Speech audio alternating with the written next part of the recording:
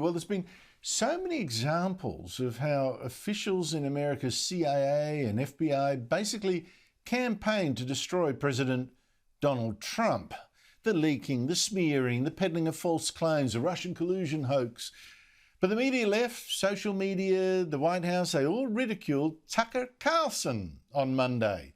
Tucker Carlson's the top-rating conservative host on Fox News, when Carlson said that the National Security Agency was now monitoring his own communications.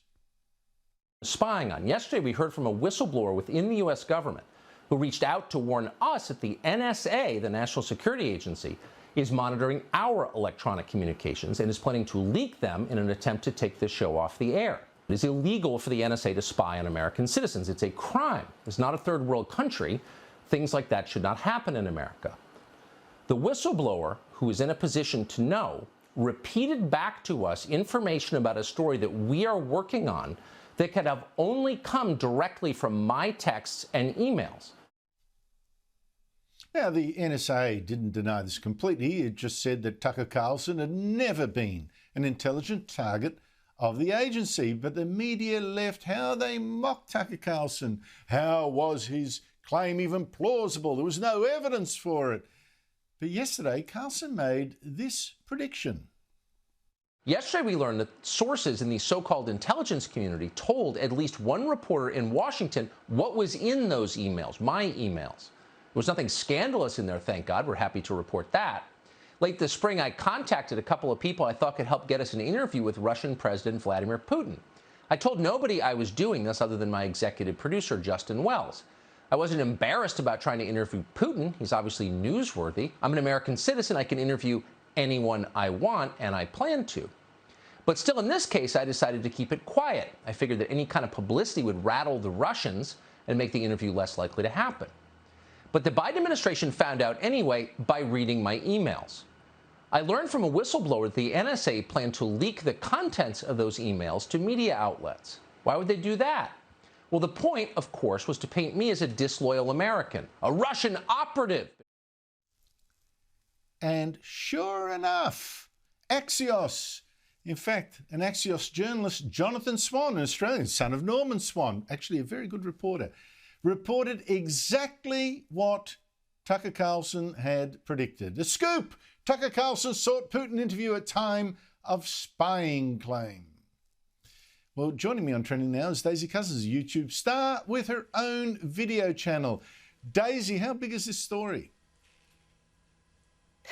Well, this story has been absolutely massive on social media for the past 10 days. It's been trending several times, which nowadays is quite an achievement considering the news cycle is only about 12 hours long. So the fact it kept being pushed showed a huge interest in it. And certainly what piqued my interest initially was, along with all the leftists who relentlessly mocked Tucker and said there was no evidence and how it could be plausible. On top of that, there are a number of really credible conservative independent journalists like Jack Posobiec and Raheem Kassam, who were presenting very credible arguments last week for how this actually could be the case, no matter how far-fetched the claim is. And now, well, it seems anyway, and now, of course, Axios has published this article, which would seem to prove what Tucker was saying, that the NSA had leaked his emails to the media, or at least was planning to do so, in order for them to smear him as some sort of Russian operative. And it sounds like something out of a spy movie, but look, it's all entirely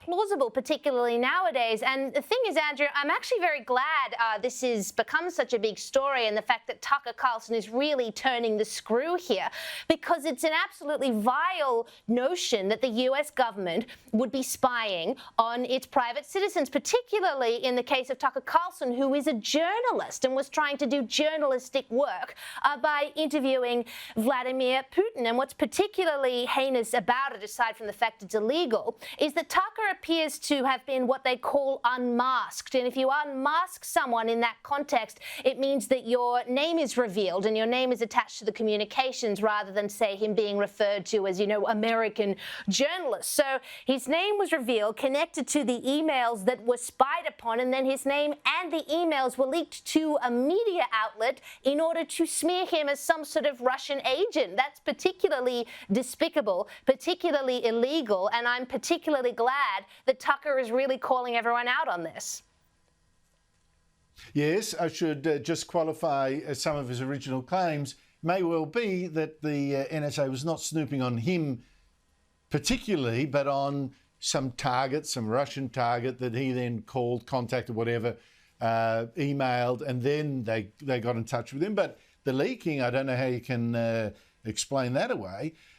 Listen, in Britain, by the way, Daisy, there's been a really curious thing, an absolute bombardment of fake posts, hundreds and hundreds of tweets from all sorts of people, alleged people, demanding that Britain keep tough restrictions, like all these ones that I'm going to show. I speak for all UK citizens when I say masks should be made mandatory at all time.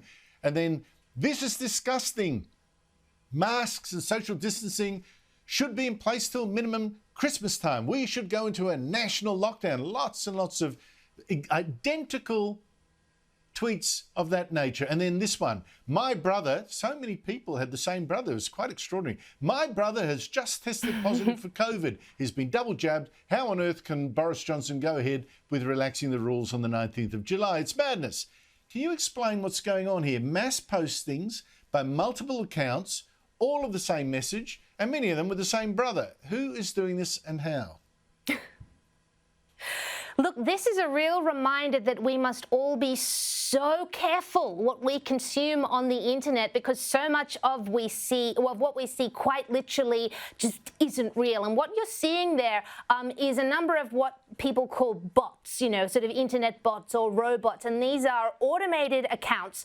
They are operated by a computer program, essentially, and it can be programmed to say whatever you want for whatever reason. And people manage to obtain them by literally buying them from, I guess, what you'd call bot farms. They're not particularly expensive, and you can buy thousands, tens of thousands of them, in fact, and get them to say whatever you want for whatever reason, so that they can be used to swing elections, they can be used to spread whatever misinformation you want, they can really be used for hackers to have a bit of fun on the internet. But it is such a wake-up call. If ever you're scrolling through Twitter and you see that account that has a strange-looking profile picture and is Dan.O'Malley00123445 saying something particularly provocative, odds are it isn't real. And the scary thing about it is that they look so real. They can be programmed to be like every other anonymous person you see on Twitter. What I want to know, Andrew, is what possible gain someone could get from bot spamming Twitter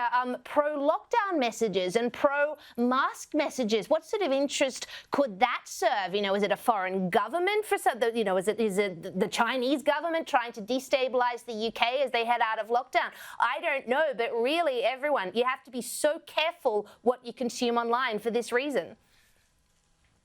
Well, China might well wish Western competitors, countries it doesn't like, to shut down and ruin themselves. Maybe. It's an insight into future warfare. Daisy Cousens, thank you so much for your time. Thank you, Andrew.